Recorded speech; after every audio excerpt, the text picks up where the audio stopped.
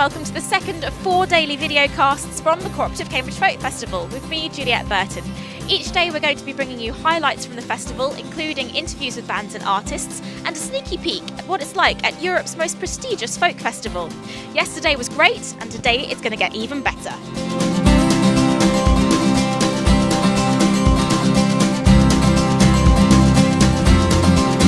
Looking for an acoustic troubadour with his heart on his sleeve, that's what I read in the programme. You've come to the right place. It's Frank Turner. Hello. Hello. I've been wondering what it said about me in the programme. I haven't seen one yet, and because the thing is, I think that's a very nice description. I also think I'm slightly kind of heavier, if you like, than quite a lot of the people at this festival. And I was wondering whether the programme says something like, "Beware, this may be loud. Oldies. It will involve electric guitars being played quite loud." You're also one of the names that people are getting the most excited about here this year. How does it feel to have a buzz about you? It's good to know that there is one. This is news to me. It's very humbling and nice to know that people are interested. I adore Cambridge Folk Festival and everything it stands for and the kind of bands who play here. But I do occasionally, because I didn't grow up with this scene at all. I grew up with hardcore punk and heavy metal and stuff like that. And I've kind of gravitated towards this kind of music as I got older. But there's always a little part of me that slightly wonders whether at some point the folk police are going to come up to me and go, "You, what are you doing here? Out!"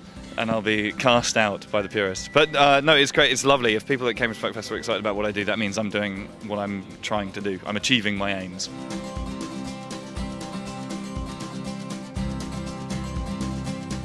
If you were to sum up the festival in one word, what would that word be?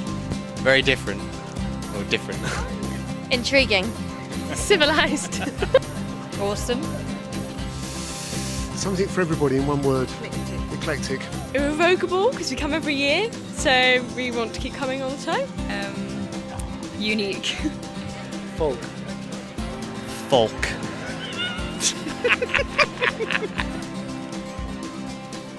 Mine.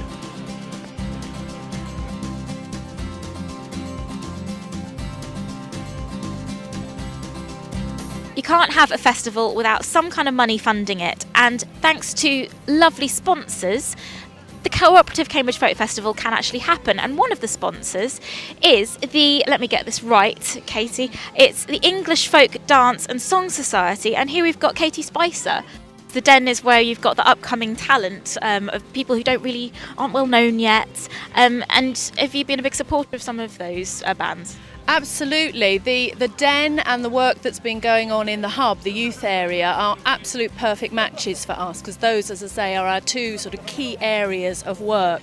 So it's wonderful to see the youth work happening, seeing those sort of pathways created for those young people to continue playing, and even if they choose not to become professionals, even if they remain as just amateur musicians enjoying it, that's what it's all about.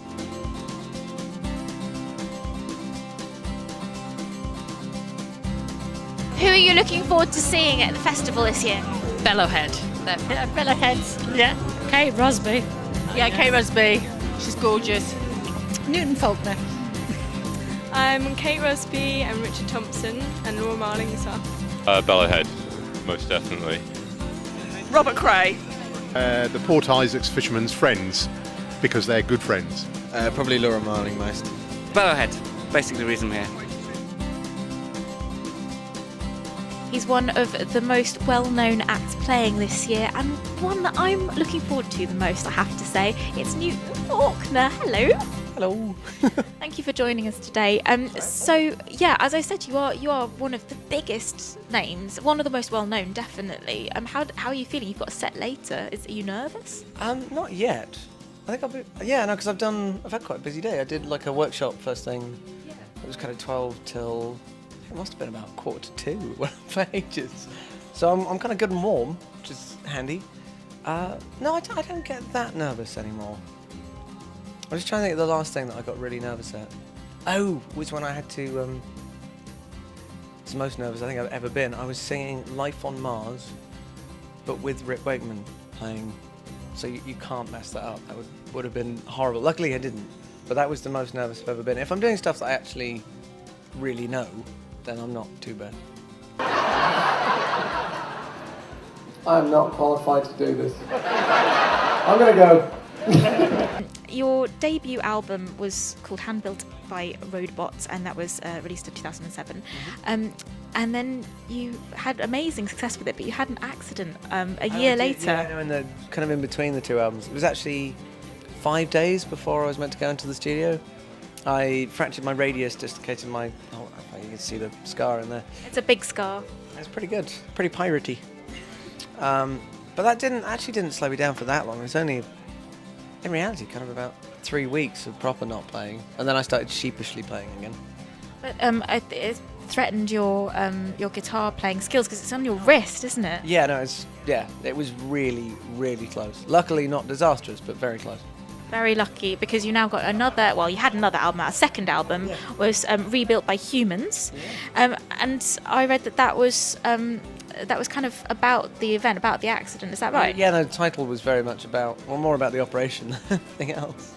And also the other thing is underneath the CD is the X-ray. And it's actually my real X-ray, so that's my real wrist. So people can buy the CD and they can have a picture of your bones. I can have a look at my bones.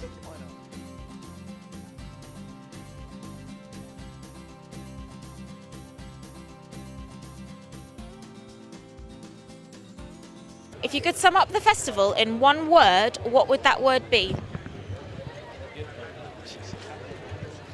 Fasting. It's groovy. You're not going to use that.